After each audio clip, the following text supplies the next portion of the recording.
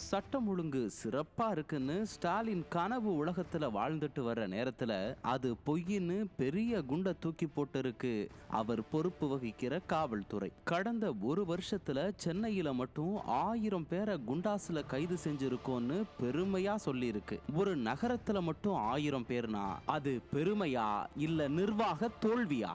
கொலை கொள்ளை வழக்குகள்ல உண்மை குற்றவாளிகளை பிடிக்க முடியாம போலி குற்றவாளிகளை பிடிச்சு கணக்கு காட்டின ஸ்டாலின் அரசோட ஏமாற்று காவல்துறை கணக்கு மேல நம்பிக்கை இல்லைன்னு சொல்றாங்க மக்கள். 1000 பேர்ன்றது உண்மையா இல்ல இதுலயும் குளறுபடிகள் நடந்திருக்கான்னு கேக்குறாங்க. அது மட்டுமா, தமிழ்நாடு முழுக்க எத்தனை பேரை குண்டாசுல பிடிச்சிருக்கீங்க, கடந்த 4 ஆண்டுகளா கைது பண்ணவங்க பட்டியலை வெளியிட முடியுமான்னு கேக்குறாங்க. இந்த 1000 பேர்ல ஆம்ஸ்ட்ராங் கொலை வழக்குல மட்டுமே 26 பேரை கைது பண்ணியிருக்காங்களாம்.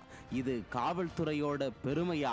உளவுத்துறை மொத்தமா தோல்வி அடைஞ்சிருக்கு. காவல்துறை இன்னும் இருக்கிற குற்றவாளிகளை கைது செய்ய முடியாம திணறுது. இது போதாதுன்னு திமுக அனுதாபிகள் வேற வரிசை கட்டி வழக்குல சிக்கி இருக்காங்க. காவலர்களே புகார் கொடுக்கிற மக்களை அடிச்சு மிரட்டிட்டு வர்றாங்க.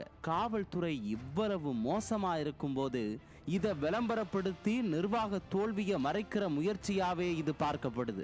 என்ன சொன்னாலும் மக்கள் நம்புவாங்கன்னு இத்தனை நாள் பொய் சொல்லி ஆட்சி நடத்திட்டு இருந்தீங்க.